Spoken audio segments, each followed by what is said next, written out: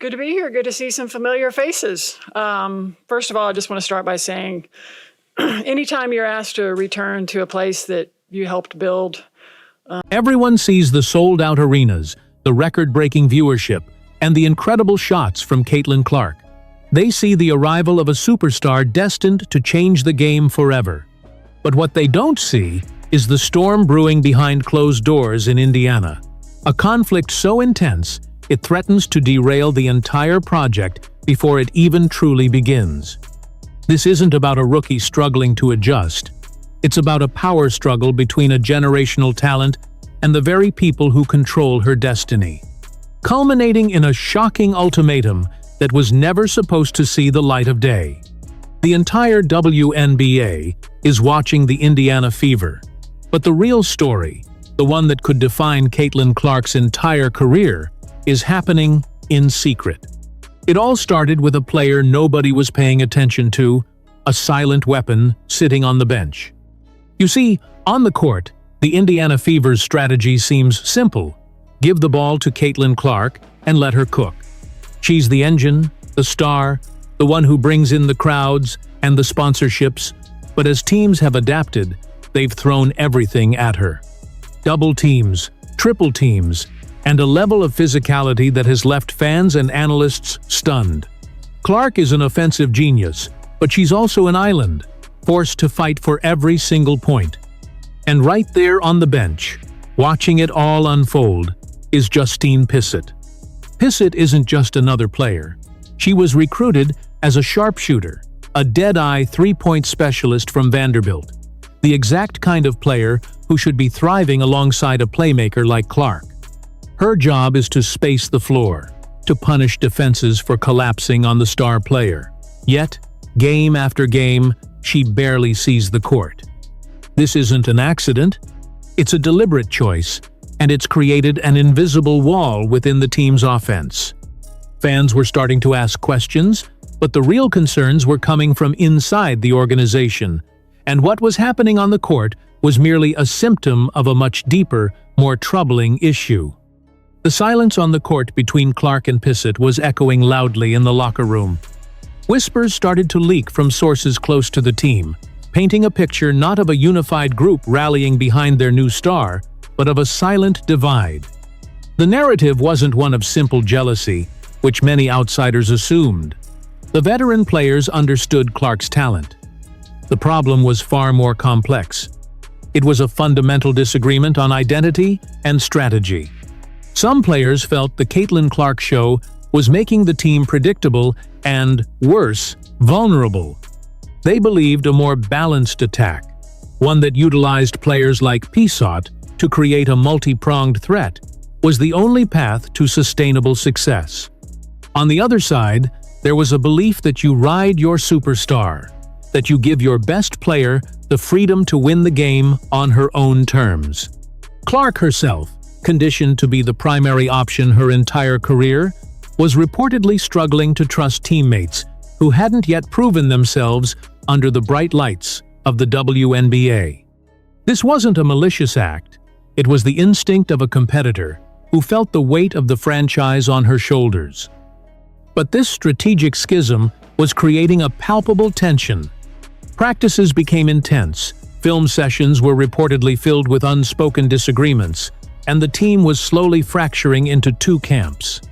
This growing rift was creating an impossible situation for the one person caught directly in the crossfire: head coach Christy Sides. And what happened next would put her in a position no coach ever wants to be in. Christy Sides was walking a tightrope, and the winds were picking up.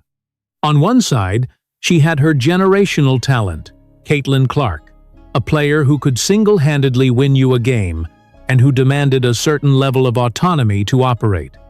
A coach's instinct is often to empower their best player, to build the system around their strengths. Ignoring Clark's instincts or forcing her into a system she didn't believe in could risk alienating her, a catastrophic outcome for the franchise. But on the other side was the front office, led by a president with a very different vision. Alyssa Tucker and her team weren't just thinking about the next game, they were building a long-term plan, a blueprint for a dynasty.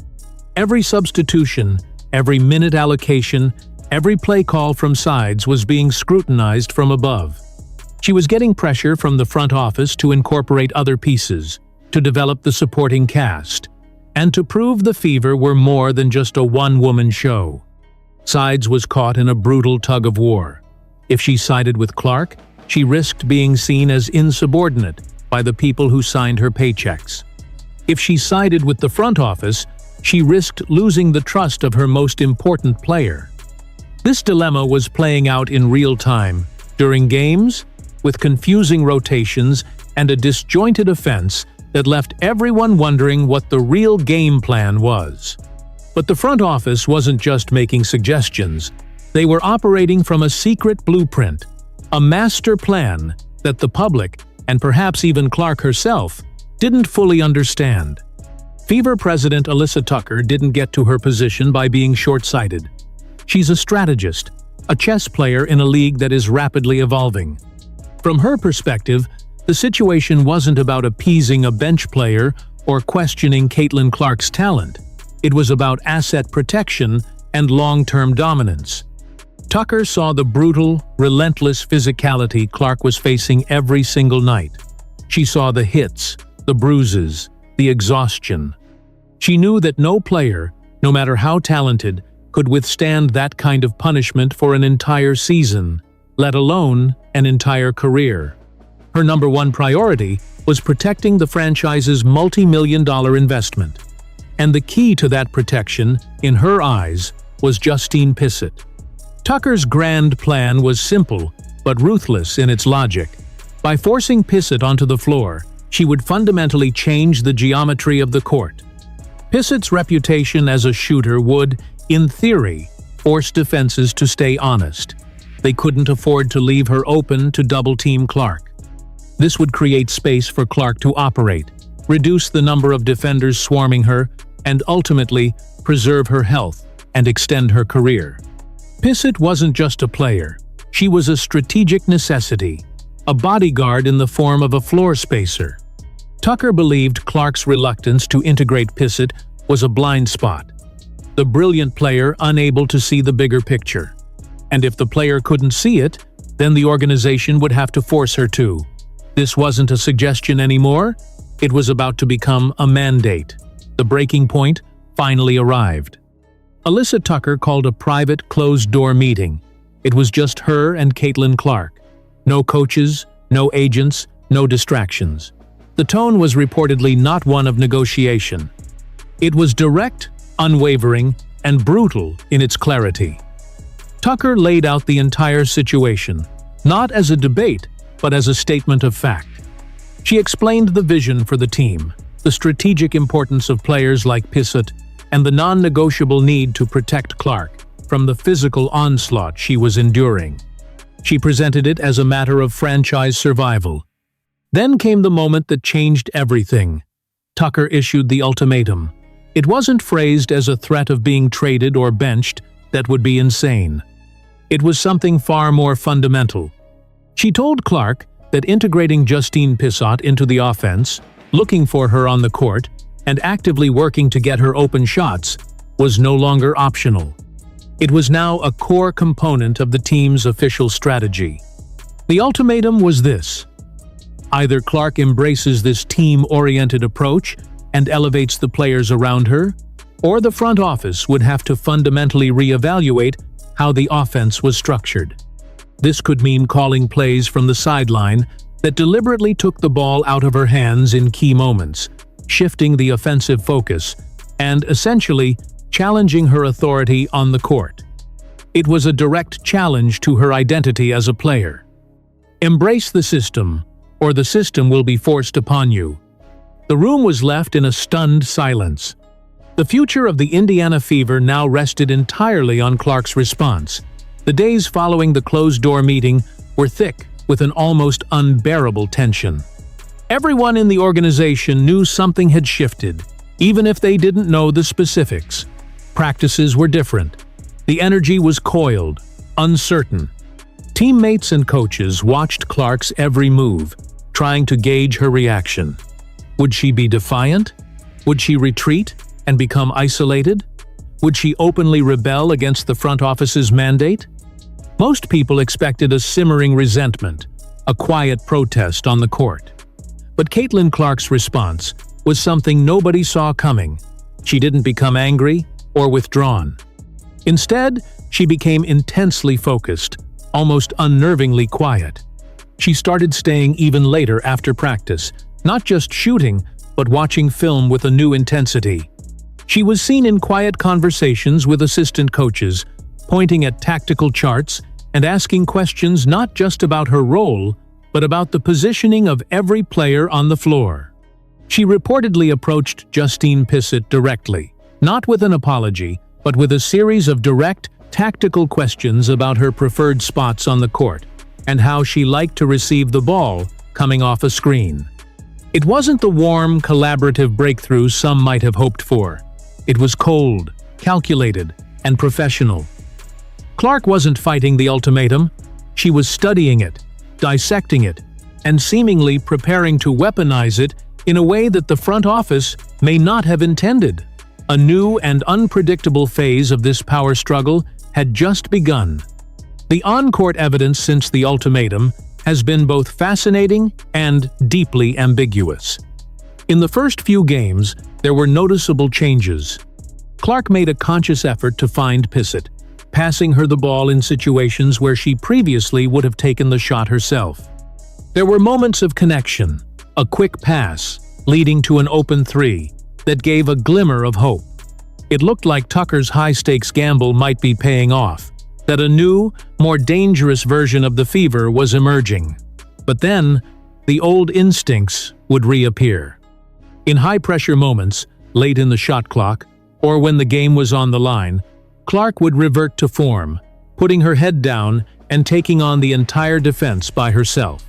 The connection with Pissott would vanish, and the offense would once again become the Caitlin Clark show. Was this a sign of a deeper rift? Proof that you can't force chemistry? Or was it simply the natural process of a player rewiring years of instinct? The truth is, nobody knows. Some analysts see the cracks in the armor, suggesting the forced partnership is creating a hesitant, overthinking version of Clark. Others see the foundation of a new beginning, arguing that these are the necessary growing pains of forging a championship core. The Indiana Fever are currently balanced on a knife's edge. The ultimatum has set in motion a chain of events that could either lead to the creation of a dynasty built on trust and strategic cohesion, or it could shatter the team from within, a cautionary tale of a front office that pushed its superstar too far, too fast. What we are witnessing is far more than a simple rookie season.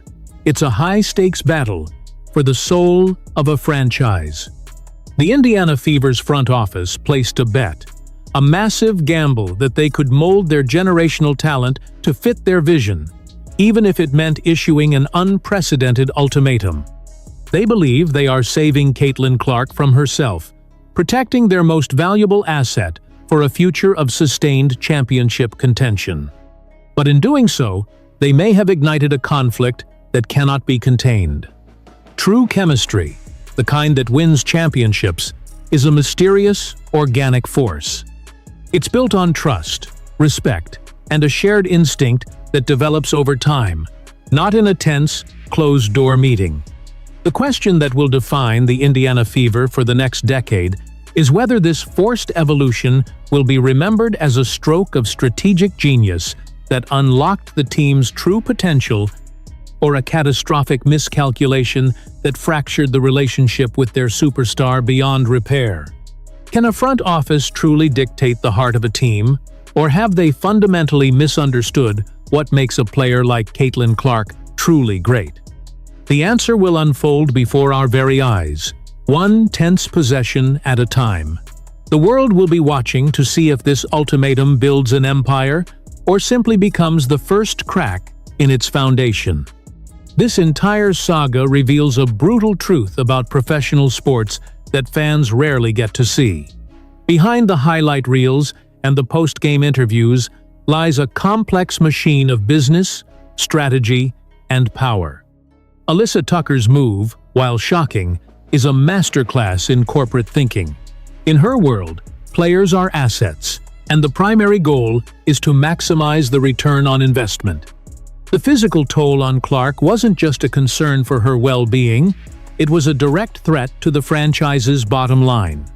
Every game Clark misses due to injury, every season her peak is shortened by burnout, translates to millions of dollars in lost ticket sales, merchandise, and media rights.